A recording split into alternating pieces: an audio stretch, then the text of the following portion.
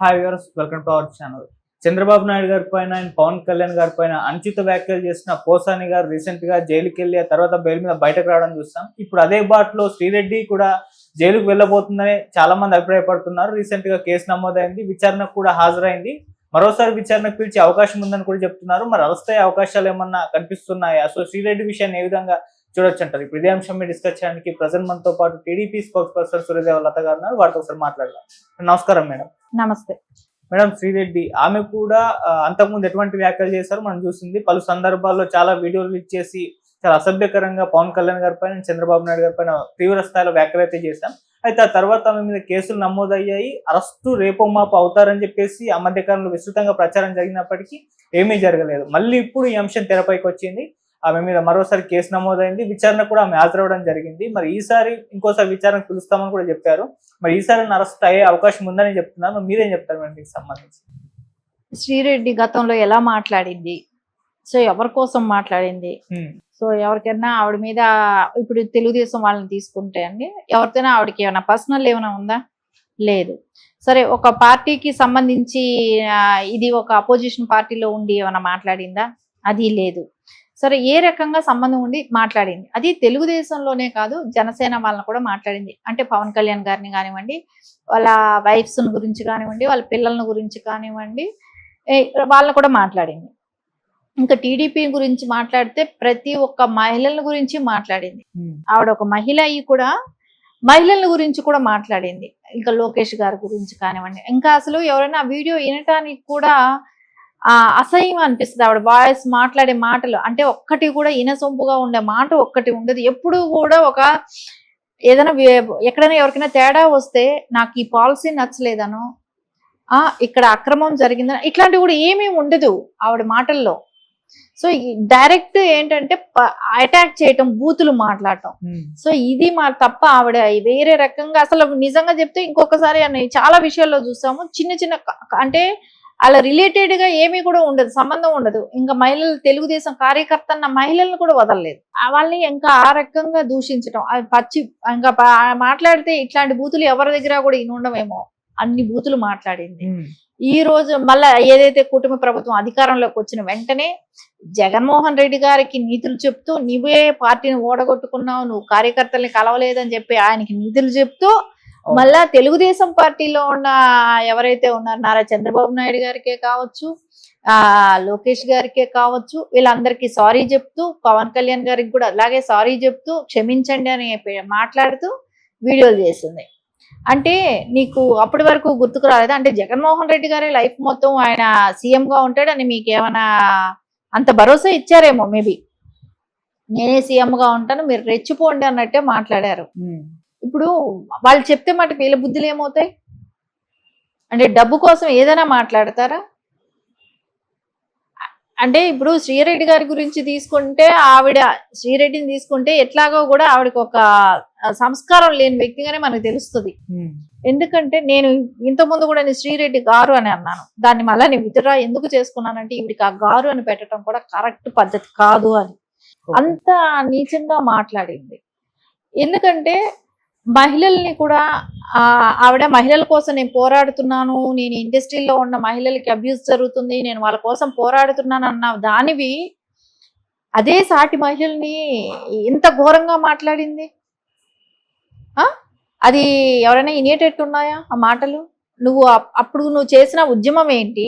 నువ్వు మాట్లాడే నీ అవసరం కోసం అక్కడ స్టార్ట్ చేసావు ఇండస్ట్రీలో, తర్వాత రాజకీయాలకు వచ్చి అందరినీ కించపరిచేటట్టు మాట్లాడతాం.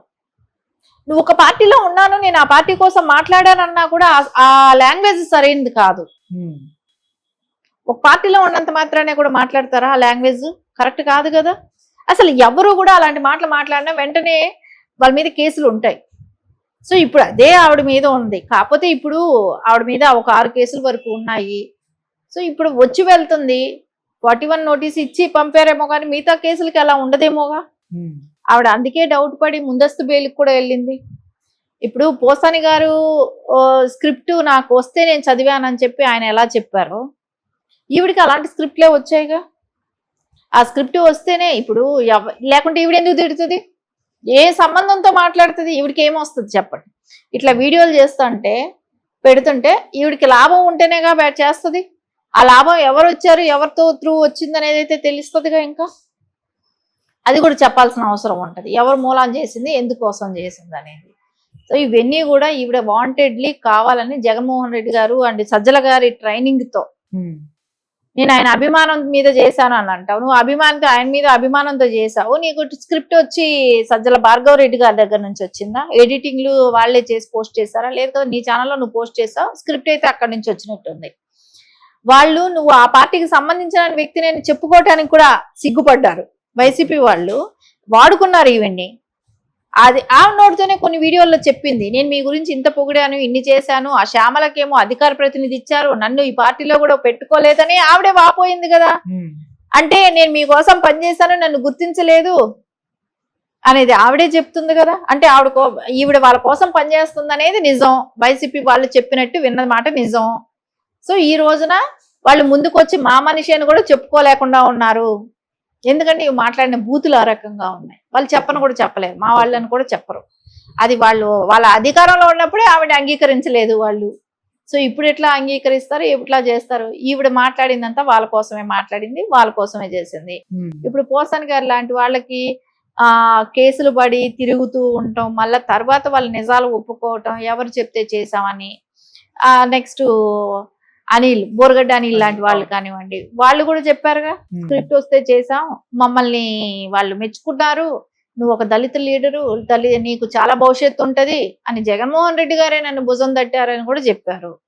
అదేలాగా వంశీ ఏం చెప్పారు, వల్లభనేని వంశీ, ఆయన కూడా అదేగా చెప్పింది, ఆయన హృదయాన్ని టచ్ చేశారు, నా హృదయం టచ్ చేసావు అని చెప్పి జగన్మోహన్ రెడ్డి గారు నన్ను అన్నారు అని అన్నాడు. అంటే బూతులు మాట్లాడితే అంత మెప్పు పొందుతున్నారు అనమాట. ఎవరైనా కానీ బూతులు మాట్లాడే. ఇప్పుడు అదే కొడాలి నాని ఏమంటే, నేను హాస్పిటల్లో ఉన్నానని చెప్పి హైదరాబాద్ హాస్పిటల్, ఇప్పుడు బాంబే హాస్పిటల్, ఇట్లా మొత్తం హాస్పిటల్ చుట్టా ఉన్నాడు. అంటే అందరూ తీర్థయాత్రలు చేస్తారు, గుళ్ళకి వెళ్తే పుణ్యం వస్తుందని ఈయన హాస్పిటల్ తిరుగుతున్నాడు. అంటే చేసిన తప్పులన్నీ చేసేసి మళ్ళా మేము వాళ్ళు చెప్తే చేసాం, వీళ్ళు చెప్తే చేసాం అనే మాట్లాడటం అనేది కరెక్ట్ కాదు. వీళ్ళ బుద్ధులు ఏమయ్యాయి? ఎవరైనా చెప్తే చేస్తారా? చేయలేరు కదా ఇట్లాంటివన్నీ. వీళ్ళు జీతం తీసుకుంటూ నోటుకొచ్చినట్టు మాట్లాడితే రేపు పొద్దున దాని పర్యావసానం ఎలా ఉంటుందో తెలియాలి, అందరికీ తెలియాలి. ఇది ఒకళ్ళతో పోదు. నెక్స్ట్ ఇప్పుడు ఇట్లాంటి వాళ్ళని వదిలిపెట్టారు అనుకుందాం, నెక్స్ట్ ఇంకొకళ్ళు స్టార్ట్ అవుతారు కదా. సో తెలుగుదేశం పార్టీలో నాయకులు మాట్లాడితే ఒక న్యాయం, వైసీపీ నాయకులు మాట్లాడితే ఒక వైసీపీ నాయకులు ఎవరైనా ఇట్లాంటి బూతులు మాట్లాడితే వాళ్ళకి ఒక న్యాయమా? అది కాదు కదా. ఇప్పుడు కిరణ్ తప్పు మాట్లాడాడని అరెస్ట్ చేస్తారా లేదా? అలాంటిది ఎందుకు జరగట్లేదు అనేది క్వశ్చన్ చేస్తారు కదా. సో అది అనిపించుకోవటం ఎవరికి ఇష్టం ఉండదు. ఇప్పుడు ఏ పార్టీ అయినా అట్లాంటివి ఎందుకు అనిపించుకుంటారు? సో ఖచ్చితంగా ఈవిడ మాట్లాడిన మాటలకి అవసరం బట్టి ఇప్పుడు న్యాయం ఎలా ఉంటుందో అదైతే జరుగుతుంది, అదైతే తప్పకుండా జరుగుతుంది. న్యాయం అనేది ఎవరికైనా జరగాల్సిందే. అంటే ఒక కార్యకర్తకు ఒక న్యాయము, ఒక సీఎం వైఫ్కి అయితే ఒక న్యాయం అనేది లేదు. సో ఆవిళ్ళైనా మహిళలే, వీళ్ళైనా మహిళలే, ఎవరైనా మహిళలే. సో మహిళలకి అందరికీ ఒకే న్యాయం ఉంటుంది.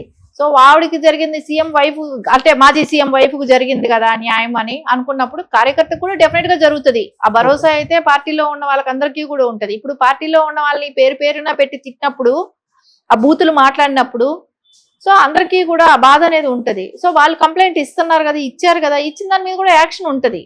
సో ఇప్పుడు వచ్చి ఆవిడ ఒక స్టేషన్స్ కొన్నిటికి వచ్చింది, ఇంకా రావాల్సినవి ఉన్నాయి కదా, తప్పకుండా అటెండ్ అవుతుంది. అటెండ్ అయినప్పుడు దాని కేసుల పర్యావసానం బట్టి ఆవిడ అరెస్ట్ అయినా అవుతుంది. ఆ భయం ఉండబట్టేగా ఆవిడ బెయిల్కి వెళ్ళింది. ఆవిడ తెలుసు ఎంత